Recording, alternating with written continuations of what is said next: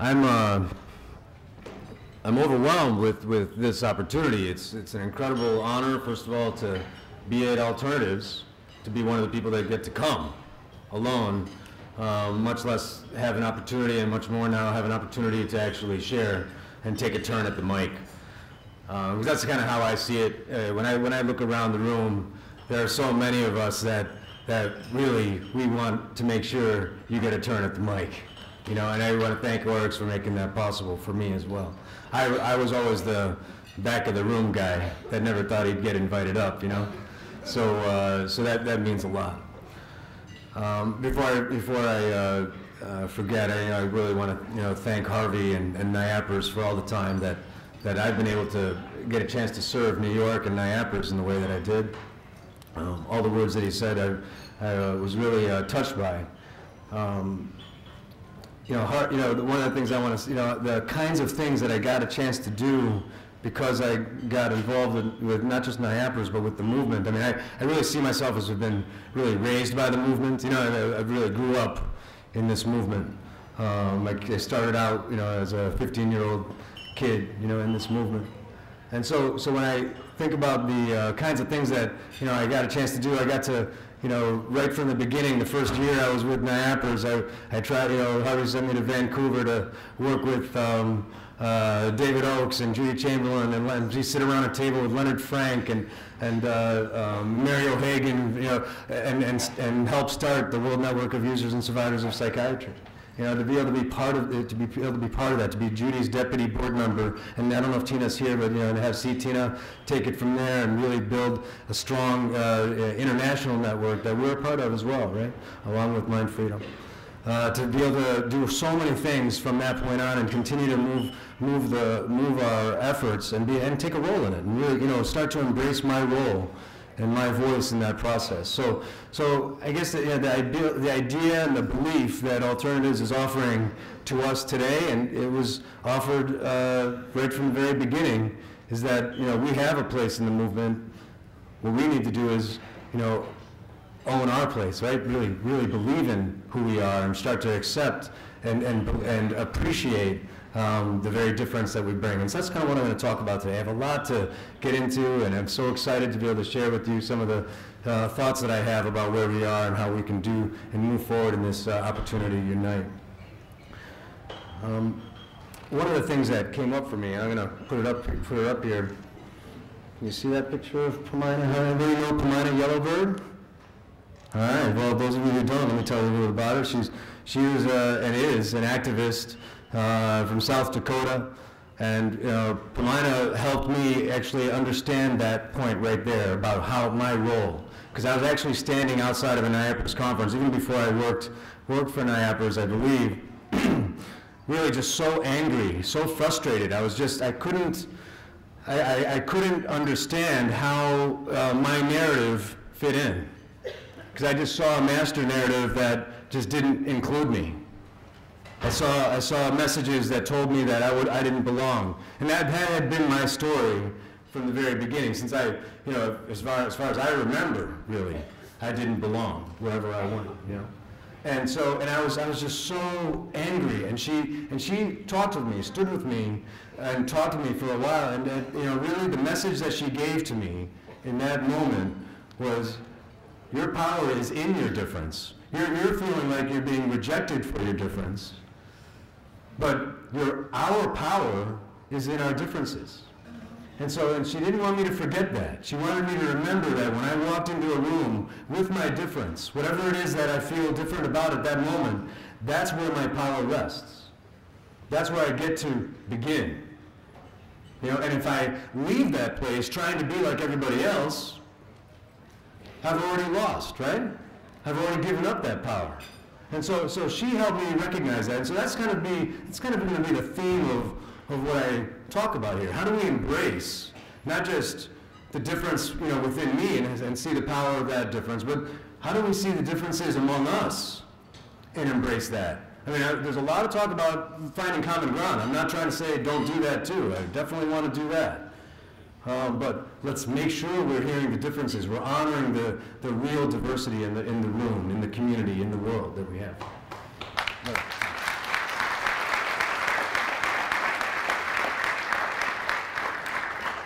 All right, good. So I guess I'm on the right topic, huh? I always joke, I throw in things like benefits of goat milk and daily diet and stuff like that, you know, if you're off type, if you want to do something else. All right, good. So one of the things Pamina did, along with Pat Deegan, who was also at the National Empowerment Center, and I know many of you might have heard of these narratives, along with Vanessa Jackson, was really make sure that that master narrative that I just talked about wasn't the only narrative we heard. That there are untold stories, and if you want to check them out, Pat Deegan still has them. The blog, her video blog's up. You can go right to. You can just Google Pat Deegan untold stories or master narrative or the politics of memory series that she has. The beauty of the papers that Pamina and Vanessa wrote. And I don't want to get into the full details, we have a lot to talk about, but check them out, because what it does is it tells the story of the Hiawatha Insane Asylum and how natives were segregated and put into a psychiatric institution, right? For a number of reasons, far beyond help. Same is true, Vanessa did the same thing, outlining and documenting the stories of segregated psychiatric institutions, where African Americans were pushed aside and set aside. So we want to continue to tell those stories, not to dig up old stuff, but because we want to maintain this recognition that there are untold stories, and when those stories are untold, another narrative begins. Does that make sense?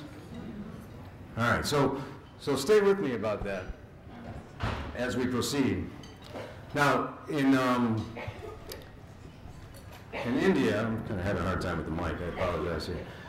In India, there's a bunch of stories too. So there's I'm wearing this beautiful kurta, right? And it's stitched clothing. Yeah,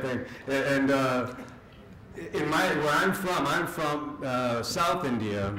Oh, thank you. Oh, can I go down there? All right, cool. Just didn't want to break anything. Because I'm that guy that breaks everything up here, you know. All right, so in India, I'm from South India, Kerala. I'm born in Kuwait, but my family's from this small jungle village in South India, and our race is called the Mundas, and there were really several races in India a long time ago, and the Mundas wore the unstitched clothing. I have pictures of me in Mundas, but I'll show those another day, or if you can see them on Facebook or whatever. But the Munda is just unstitched clothing. It's just a sheet kind of wrapped around you, you know. And the big joke is that when the people with the stitched clothing showed up, right, and started fighting, we lost because we had to fight with one hand up, holding our clothes up, you know. Otherwise, we would have been all right. Even with our martial arts training and everything, it just kind of held us back a little bit, you know. So the idea that the stitched clothing won out was one part of it, because we were matriarchal, we were all kinds of things at that time, and then it became a very different system. And in the way they told the stories, they took our oral traditions and retold them in a way that honored the new code. They decided to change certain things in the oral stories, the things that were told person to person, you know? And they started writing them down in a way that said, well, actually, it's better to have royalty, it's better to have men, it's better to have all kinds of things, right? It's better to have a caste system. You know, the Code of Manu was created like that. So this idea that there was a story that was being told and then could change very easily is something that we want to pay attention to, and I'm just going to drive and continue to drive that theme here. Now, the idea of Valmiki and the Crunchabirds, I want to tell you, Valmiki is one of those oral tradition guys, all right? So he was one of the people, the sages of the past that told stories, but he's also apparently one of the people who wrote them down. So I share this because I'm always a little mixed about some of these, and the way I tell my daughter some of these stories, I of course retell it a little bit, right, editing out all of the stuff that might have been inferred by some of the previous code. But one of the stories I wanted to share with you, because these are part of also my wellness tools. These are the things these are my archetypes. These are the things that I've turned to since I was very young to help me. And so Valmiki, he was actually thinking of a story, a narrative that he was wanting to tell, that he was feeling moved and in fact called. He felt called to tell a story about this one man named Rama, called the Ramayana. And so that story was in his heart, and he wanted to tell it somehow, and he didn't know what to do with it. At the same time, he was meditating in this forest in India, and he decided to start watching these two beautiful birds, concha birds we call them, that were playing, and they were in love. You could tell that they were a family, you know, starting to have a loving embrace with each other, right? That's not as far as I'll go with that one. But the idea that he was in this very meditative state and experiencing this beautiful moment with the concha birds, and then suddenly an arrow came flying through and hit one of them. And it dropped to the ground. And he was outraged. The anger, the sorrow, the frustration that came out of him, and he was a very powerful man, and he saw the hunter and he cursed the hunter with extreme anger. And at that very moment that he did that, he was also, oh my gosh, what am I doing? Who am I? How can I act like this? Right?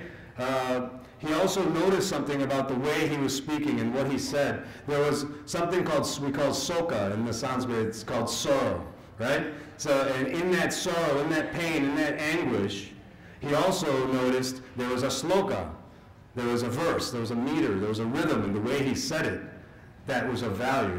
And so he realized at that moment that intersection of his love and of that outrage, just as Pat Deegan talks about that. We're going to return to that a little bit later. Pat Deegan has talked about the intersection of love and outrage. Valmiki experienced that intersection at that moment and said, this is the way I need to tell the story. And he also realized at that moment that this is the experience of this is our story. That there are moments of love and there are moments of outrage, and that there are things that happen as a result of that moment. So if you're like me, you might be reflecting on those moments in your life. Because that's what happens to me when I hear these stories. I think, wow, I remember my outrage. I remember this happening. I remember that happening. I remember what I said or did, you know? And do I remember who I've transformed into as a result? That's the idea. And I'll tell you a little bit more about me. I mean, I don't want to just talk about Valmiki and Pramod and all of them. I want to make sure you know me too a little bit. When I came up to India, from Kuwait actually, to the States, I was very young. I was a toddler. And we went to New York City and then moved up to Rochester, New York. And the reason we moved up to Rochester, New York was because of what you see here. What happened, we started in the 70s, early 70s. I was born in 1970, and by 1975 we were in Rochester. And in 72 is when 72, 73 is when we came to the States. And in 64 is when the Civil Rights Act was passed. Now, I wasn't around then, as I just mentioned. Those of you who were, you know what a tense time it was. In many cities there were race riots all over the country. Rochester was one of them too.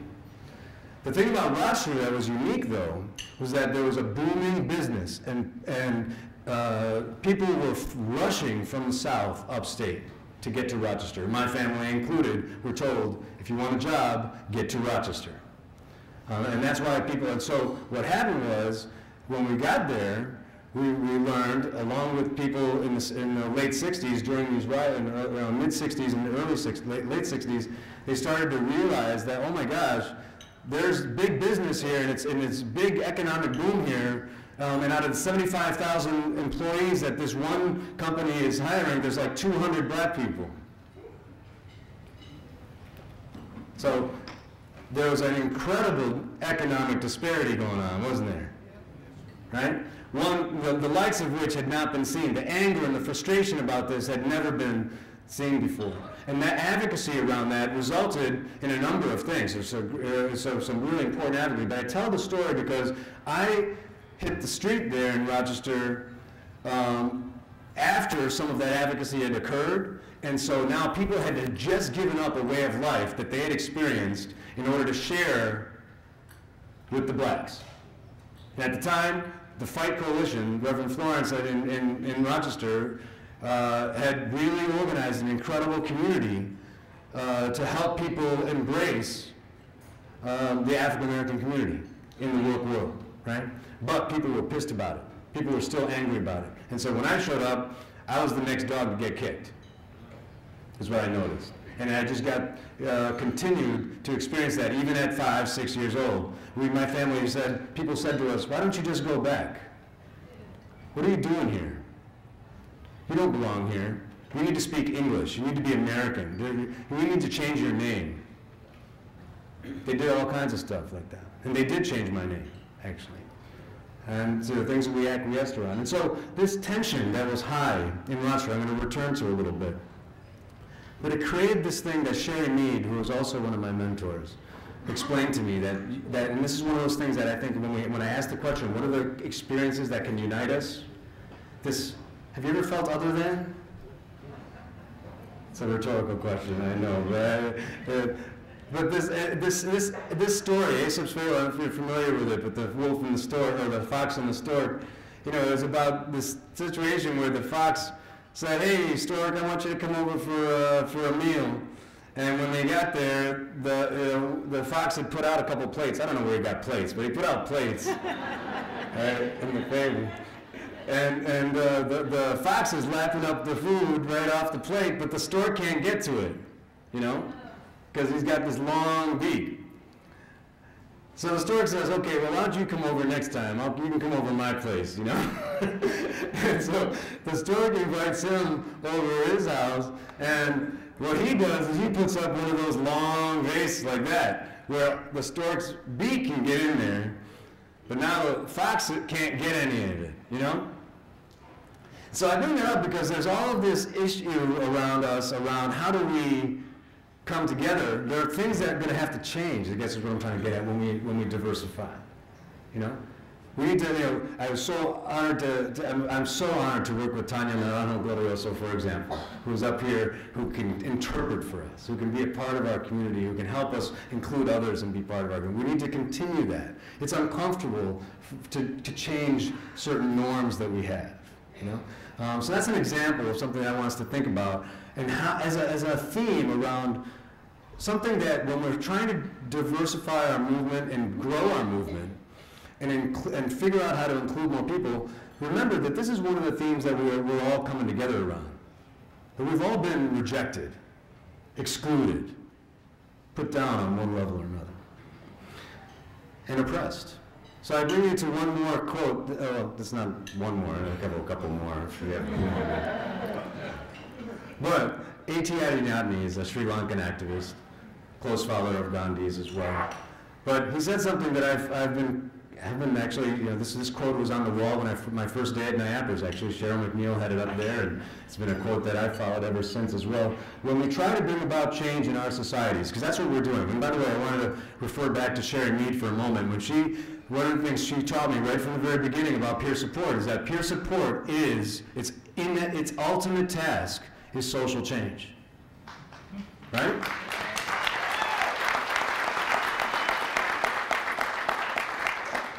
If it doesn't change the master narrative, it doesn't make the social change, it's not peer support anymore. So let's keep that in mind. So if we're talking about social change, the real change, we end up first treated with indifference. We end up with ridicule. People dismiss us, and then abuse, and then with oppression. It gets worse, is what he says. And then, finally, the greatest challenge is thrown at us. We are treated with respect. This is the most dangerous stage. Now, I'd love to hear all about what you think what that means. I really would. This is something we need to have conversations about, isn't it? That dangerous stage. Are we approaching it? Are we in it? Well, in order to do so, we want to think about a couple things. For me, one of the loudest messages, and this isn't anybody's quote, this is just something I that I thought when I read it was that it seems though we are always at risk of recreating the qualities, and I use that word intentionally, of society that ignited our outrage in the first place.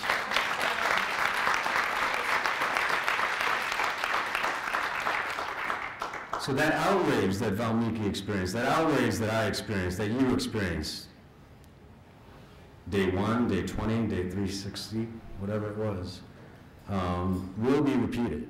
And we can be in charge of it sometimes. We might even think something's equality when it's the same thing that actually created that outrage. So we need to be fairly on the watch for that, shouldn't we, right? We need to pay attention. But we also need to look at what oppression really means. And I know those of you who are students of oppression, there's a lot of definitions we can choose from. Paulo Freire, I think of a bunch of things that we could look at from Paulo, but this is one that I wanted to point out in particular by Pilotensky, and I want to point you to the last sentence in particular. But anyway, oppression entails a state of asymmetric power relations characterized by domination, subordination, and resistance, where the dominating persons or groups exercise their power by the process of restricting access to material resources and imparting the subordinated persons or groups with self-deprecating views about themselves. That's the part I want to point out to you today. Because at different times, oppression takes different forms, but this is a sneaky one. A real sneaky one. One that people don't even intend, actually. One that we may not intend. When we carry around self-deprecating views and make them even stronger, we have a few things that happen. One of the things that happened that we noticed is this connection with violence about us. It's happening to many of us. Those of us who have been diagnosed, those of us who haven't, those of us who people perceive as needing to be diagnosed or need to be in the system, there's a serious connection to us and violence that's been purported in the media, that's been purported by our own communities, our neighbors, our friends, our families. So the question becomes, how do we as a community address that? And one of the policies that have come up, and many of you know that I was asked to speak about, and that's on the open dialogue list right now, is involuntary outpatient commitment. So whatever you think about that, I want to take you to the point of what we do about something further upstream from policies like that. And that further upstream thing is what people think about us. The condition, the social condition that we create by our silence. Or when we throw other communities under the bus, to be the violent ones so that we're not. Things like that. All right? So when we think about that, let's remember that I'm not going to spend a lot of time on this, but I want to just make sure that we recognize and we're able to tell people, look, we need to find true solutions to violence in our communities. Right? And we need to be part of that dialogue, not cut off the dialogue. Get into the dialogue. Be willing to embrace differences in that dialogue. Think about what that means to do that. We're going to talk a little bit more about that, and I think I have a few more minutes to do that, right? I'm doing okay? So, of course, part of our dialogue is to focus on what we can do, right? Remember I mentioned our social change, peer support. Peer support can change things. Peer support has changed things, right? If we talk about the STAR Center, for example, the STAR Center is about 3 words at the end of the day. Engaging the underserved. And many of us who have been in those underserved communities, what are the ways we get engaged? Well, by people with shared experiences, right? Lived experiences, shared cultural connections. All of the focus on the things that I need to do to be a stronger contributing part of community, for example, the things that I might need in that regard. The housing, the social determinants, the opportunity to get employment, the improved services, the improved capacity to actually get out of the hospital and actually be in the community. Really good discharge planning, all of those things. And we really need to have that level of accountability in the system. And when we start to talk about that out loud, we might actually have some bigger conversations. Now, I want to tell you more stories, more Hanuman stories, things like that. I'm going to hold up, because in the interest of time, maybe we'll work something in, but I want to get to a couple of areas that we should be advocating for together. All right? So I mentioned a couple already. We're going to keep it moving here. One area that is very close to my heart are alternatives like Ayurveda. My family is from South India, as I mentioned. All over South India is Ayurvedic hospitals and things like that. That's what we do. So we don't use traditional services. Even when my father had issues with diabetes, my mother had issues with rheumatoid arthritis, all this, we turned to Ayurveda, all right? When I had my struggles, we turned to Ayurveda. It's an automatic kind of approach in our family. So what that means is that when I rejected medications, when I rejected treatments, when my family, we stood together about that. It was part of my family's approach. We rejected notions that I was always going to be a certain way. I was a very angry young boy. All kinds of things made it difficult, even for my family. The way I defended myself back then in Rochester, during that time that I talked to you about earlier, I was always aware of the social hostility. I walked into a room, I knew who was hostile, who was not. Or at least I thought I did, you know? And I started to decide how to protect myself. I decided that nobody else was going to have my back but me. And then, yeah, I'm going to protect myself. I'm going to do what it takes to keep myself safe. And I'm going to, and whatever it is that can help keep these voices quiet and keep these thoughts from emerging in my head and making it hard for me to make it through whatever I was going through, I would use. And that was drugs, and I became addicted to all kinds of substances that I never thought I would start to do, you know. And so by the time I was 15 years old, I found myself wanting to give up again, and I decided to die again, you know. And so my father finds me, you know, in a hospital. Thank God somebody is able to get me to a hospital, and in those circumstances, everyone is telling my father and my mother all of these things that we ought to be doing. None of them were the things that my parents had in mind. We didn't even call 911. All right? Well, I have family in Kuwait and in India that have been through the systems there. We weren't going to go through a repeat of that. So, what was I to do if I'm finding myself in restraints and now my family and the people want me to be, you know, separate from them? We didn't do that. Nobody was going to separate us, is what we said. We'd rather go back to India and Kuwait, right? So the reason I bring that up is that the consciousness around meaningful alternatives, not just around peer support within the narrative that exists, all right? But alternatives such as Ayurveda, homeopathy, these are the groups that are actually, we need to start joining and getting close to. It's uncomfortable because some of them talk differently and say things differently and have a different kind of error. But the Institute of Medicine had a summit on integrative medicine and public health. Were we there? Not yet. We will be, right? The National Center, thank you, yeah. Good, so you like that idea? All right, right on. Because it takes a little effort to go to these meetings and to figure out how to be a presence there. Another one is the National Center for Complementary and Alternative Medicine. I got to tell you, we're certainly going to, you know, at the start, we're going to figure out how to have some collaborations there. Because this is an active center of the government that's actually in place to really recognize and value the opportunities of alternative and complementary medicine. And the only thing they've done, you know, anything about in mental health might be a study here or there on St. John's Wort or something. But we have a lot more to do than that, right? Institute for Healthcare Improvement just put out a report on self-management of conditions. We could actually be part of that dialogue. The American College for Advancement in Medicine just proposed, they're the first group to propose alternative and complementary approaches in healthcare reform as part of the menu. All right, so we made a concrete proposal for that. There's an alliance for natural health that we can all become a part of. So that kind of dialogue, to raise the dialogue to that level of what really works for us, will make policies that we've been advocating for, and I'm so grateful Harvey and others, and Patrick Henry here is talking about self-direction. Those kinds of things will actually happen at that level. We will get a chance to make choices about where we spend our money and on what in our health as a result of that kind of work. That make sense? We have to address the health inequalities. I mean, I'm not going to spend a lot of time on this, but we have incredible disparities. They use disparities because it's a nicer word than inequalities. I just want to point that out. Yeah. That's been done before, hasn't it? Using nicer words to call something else. So inequalities between societies are something we can no longer accept.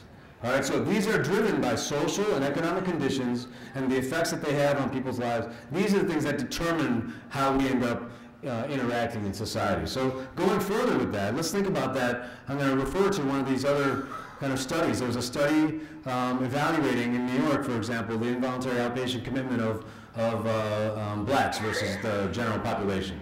All right? And so the question of that study was whether disparities were real. And here's what I want to say about that. Get the master narrative here in this study. Check it out and you'll see it for yourself. It basically asked, well, maybe it's not a disparity because more African Americans were getting forced treatment. Maybe they were getting better treatment, so that's the disparity is actually with the whites who weren't getting access to the forced treatment. Wow, right? So that's not what we had in mind, I don't think, when we were trying to address the disparities. So when we talk about 5 times more likely to be under involuntary outpatient commitment, it was true, they did show that, look, we can't really prove racial bias that said, well, we were going to put this person in outpatient commitment and that person not in outpatient commitment. I'm willing to concede to that point. But the issue that we have these disparities where the majority of the people so let's use New York City alone. 40% of the people in outpatient commitment in New York City that have been committed are Hispanic. All right? So 30% statewide. All right? So this kind of disparity reflects our failure to engage our communities at a level that is just it's incredibly embarrassing is another weaker word. It's humiliating. I'm ashamed to be a part of a system that has failed us this much. I can't turn and I'm outraged, exactly. We have to be outraged. So if you hear about social determinants of health, get involved in the advocacy around the social determinants. If you hear about social capital and groups that are working on that, Patrick was telling me about an incredible project about developing social capital people, get involved in that. If you hear about advocacy for peer support, get involved in that. We're at a level now, as I mentioned earlier, in terms of a stage of our oppression where not only are we at risk of major oppression happening to us, but we're also at risk of great respect and misusing it, right? In terms of what we do with our work in peer support. I use this analogy of snake oil intentionally. Many of you have heard me say peer support is at risk of becoming snake oil. I don't know if you know, but snake oil in Chinese medicine at one time was something that worked. All right? So snake oil is something that actually helped certain ailments and conditions and that sort of thing. However, what happened was there's these salesmen, there's pictures of them all over online, that started bottling the snake oil and selling it all over the country. But what they were bottling wasn't snake oil anymore at some point, right? It got diluted, or basically they stopped putting snake oil in it, and somebody actually looked in the bottle. The American Medical Association finally came up and started to look in the bottle and said, oh, that's not real. There's nothing there. And so, as a result, analogous now to anything quackery is snake oil. Let's not do that to our movement. Let's get business done. When somebody says they need to be reached on the sidewalk, on the street, let's reach them. Right? We don't leave anybody behind, right? The rest of it, yeah. So that's what's going to change. So demand health equity, demand employment, the outrage, the bottom line, Reverend Florence. You know who came to Rochester? I couldn't believe this was the most, I didn't know, Saul Alinsky came to Rochester. Yeah, that's right. Saul Alinsky came to Rochester and they said, oh, you're creating tensions, Mr. Alinsky in Rochester. He says, I'm creating tensions? And they discovered those tensions. He just helped organize. Right? And the reason I say is that I didn't believe that the people of color community, for example, would invite a white man to come and do the advocacy with them. But you know what happened? They came together because they respected each other. They respected the work. They respected what was possible as a result of these kinds of partnerships. It was incredible. And to see that kind of partnership would result in a complete turnaround of the economic community, that's what we can do. The basic statement was, we have a right to a job. And when we have an unemployment rate of 85 and 95%, I'm not saying we should be flipping cars over, but I am thinking we should be outraged and in the street about it. Right?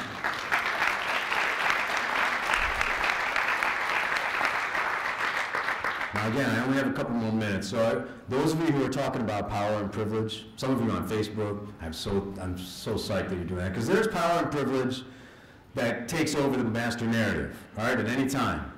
And so if even the narratives that are raised at Keynote conferences, that's what Oryx is doing. You guys are changing. No, I'm sorry, everyone. Yeah, I just looked at you, brother. Yeah. So our community is changing this idea of that we get to include a number of narratives in our movement, that all of our processes come together. And this idea of intersectionality is something Maria Serpoltoro from Boston University brought to me and helped me understand. I mean, this idea that we each of us cross multiple forms of oppression. Each of us across gender, race, ethnicity, class, sexuality, have all kinds of ways in which we feel other than, that we've experienced this major set of oppressions. This produces distinct sets of perspectives and consequences among us that we need to not only share, but also move with each other around. So what that does is that it makes a situation where we know that there is no social group that is the same. That's what homogenous means, I learned the other day. Every individual is embedded with social structures that inherently contain power dynamics. That each of these essentially allow us to be allies to each other. Think about that. That we're all allies. That we can create this opportunity to actually get together with each other and recognize that it is in our own interest to end all forms of oppression. Right?